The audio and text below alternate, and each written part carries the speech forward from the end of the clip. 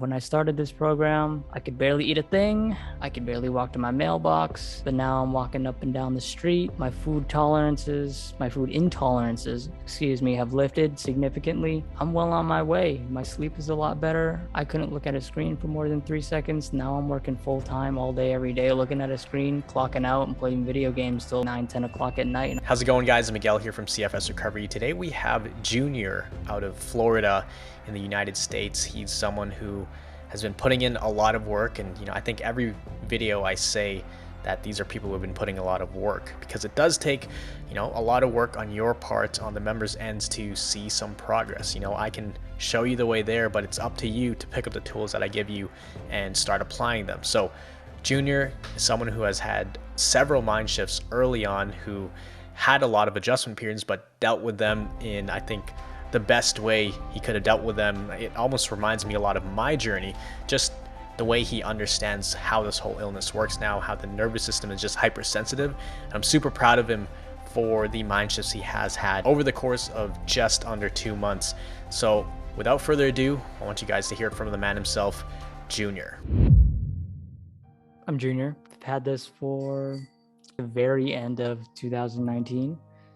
After that, I thought this was a gut issue. I thought it was H. pylori. I thought I had parasites. I thought I had something causing it. I went down the rabbit hole of like extreme diets, just extreme, just methods of trying to heal ourselves. I think when you're sick, you'll try anything to pretty much get better, especially if you've already went down the medical route and they're like, hey, nothing's wrong with you, And after, I don't know, 15, 20 ER discharges, thinking that I was going to die every single time, and then having them tell me, hey, there's actually nothing wrong with your organs, your heart's fine. If anything, it's one of the most healthiest things I've ever seen. Like, your lungs are fine. Did an endoscopy, did colonoscopy, couldn't find anything wrong, but obviously it's got to stem from somewhere. The symptoms, the fatigue, it's got to stem from somewhere. Tried a couple programs, here and there. They all essentially teach the same thing, to be honest, which is just the brain retraining at its core. Just the ability to have faith that you can recover. The thing is, the brain it's wired backwards right now. And I mean, we don't have all the answers. We don't know what triggers that, but it's been triggered. That's all we know. It doesn't even have to be emotional. We learned from long COVID that a simple virus can trigger it and make the brain go backwards. The brain is triggered in doing something backwards. You got to kind of take a step back and look at your life compared to other people. And you ask yourself, why people don't have fatigue and I do? Why do people not get symptoms and I do? How come people don't have anxiety and I do? All these gut sensitivities, but they don't. So obviously I kind of took a hard look at myself and I said, something is crisscrossed, something is flip-flopped. Somewhere that's not allowing me to be in alignment with everybody else in society. Like I said, we don't know the source, but all I know is in order to get out of that, in order to stop living backwards compared to everybody else, you kind of have to take a backwards approach in recovery. And what that meant for me was, like a normal person would think, if you get symptoms and fatigue, it's normal to freak out. And yeah, that is a normal way to think, but we are not normal, at least at the moment. So you kind of have to take the opposite approach of when you get symptoms and fatigue, you have to think the opposite and say, yay, symptoms, cool. Fatigue, associate that with happy, with, friendly, because at its core, what your brain is trying to do is it thinks that there's danger there, danger that doesn't exist anymore, danger that once existed but doesn't exist anymore. And the brain's trying to say, oh, danger, fatigue, symptoms, slow down. We can't do this right now. You're in a lot of trouble. I'm going to slow you down. And what you pretty much have to tell your brain is, yay, symptoms, fatigue, I'm happy. This is a good thing. Your brain's going to come back and say, this doesn't make sense. Why is he happy? Why is this a good thing? I don't associate happy with danger. Clearly, there's probably no danger here if that's how he's reacting. Maybe these symptoms may be appropriate. Hey guys, let's pull back the symptoms, because I think we're a little confused here. I think he's trying to tell us that there's no danger. You tell your brain that enough times, over and over and over again, it'll start to trust you.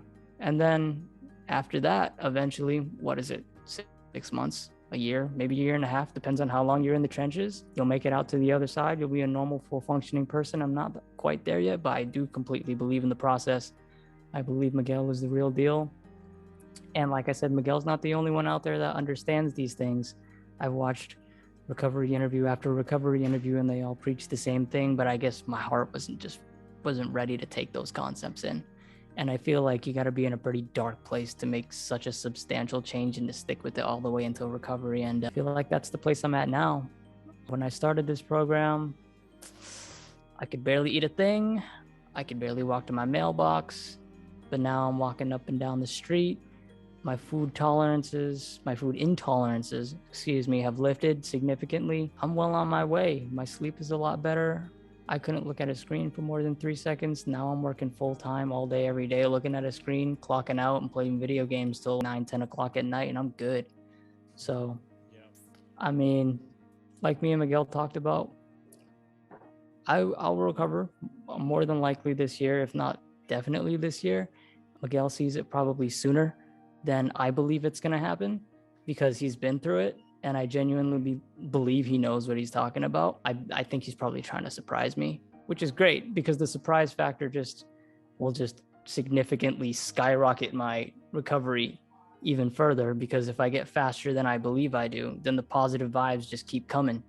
So it's just like a compound interest type of thing. But yeah, man, if you got any questions for me, go ahead and shoot. Let's go back to, what really got you started for Recovery Jumpstart. Because I remember we were talking on Instagram back and forth. One of the main things we talked about was like the food, and you really wanted to be able to eat some good food. And we kind of resonated with that because me as well, like I also wanted to eat a lot of good food that I couldn't eat for a long time. And I told you, I was like, yo, in a few months or however long it is, you're going to be eating some really, really good food soon. But then you were like, oh, that would be a dream come true.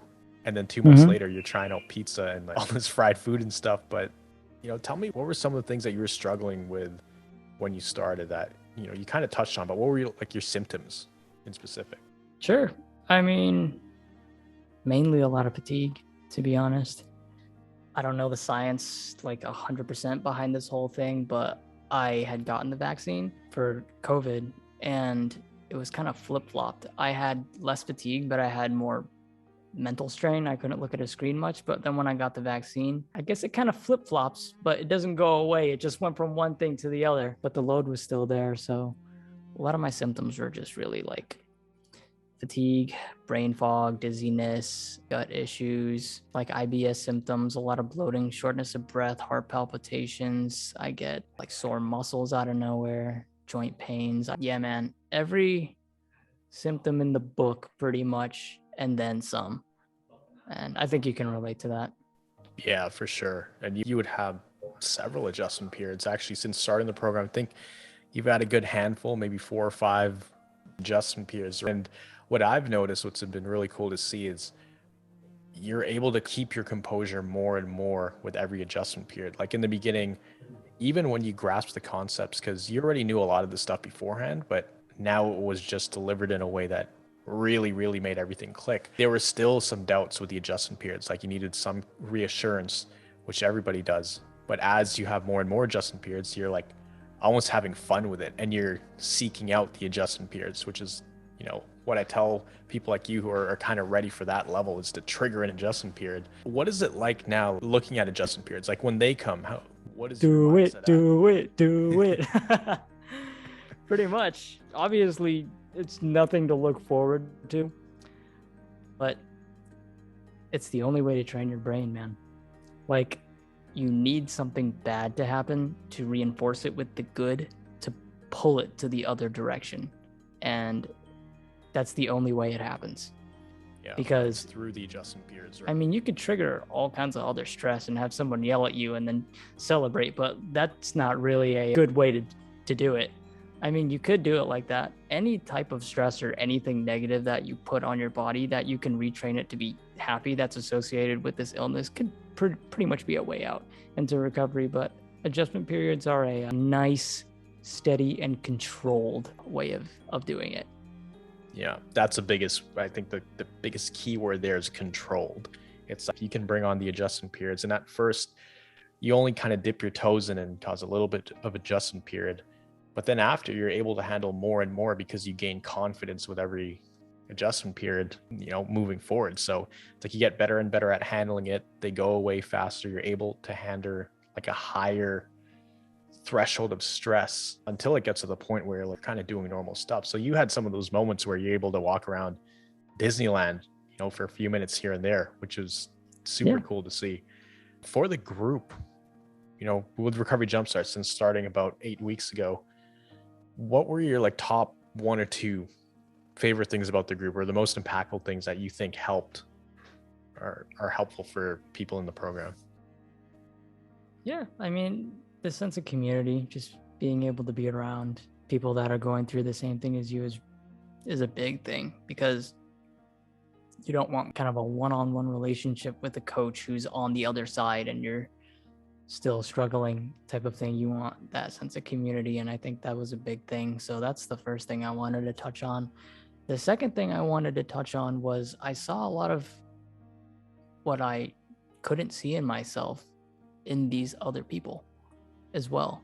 I noticed the habits that I displayed that got me into this in them, and I almost wanted to tell them in some of the calls, like, hey, you need to, just adjust your mindset a little bit, and your this and that, to get it kind of this way, almost acting like a mentor. And then in my mind, I would always ask myself, why couldn't you do that for yourself before? They are probably just as lost as you were, and it only makes the path like more clear for me, because like, as I like start to recover, I become like more aware of those traits. I don't know if that makes sense to you, man. It's like when they say, I mean, when you learn the fundamentals of recovery, you kind of see those habits, not just in other people, but like in everyday life. Yeah, exactly. And you're able to, I guess that's the biggest thing. It's like the awareness, because now you're aware, especially when you're picking it up in other people. You're like, oh, this other person's doing that. I catch myself doing that too. And it's just like that next level of awareness, that's so important. So what would you say, is the biggest differences now than before you joined, like in January? Let's say first week of January comes along. We haven't even hopped on a call yet. Compared to now, where are you at mentally and even emotionally, especially with symptoms and the whole outlook on your health? I mean, I'll be honest with you, man. I'm a lot calmer when it comes to handling this stuff now.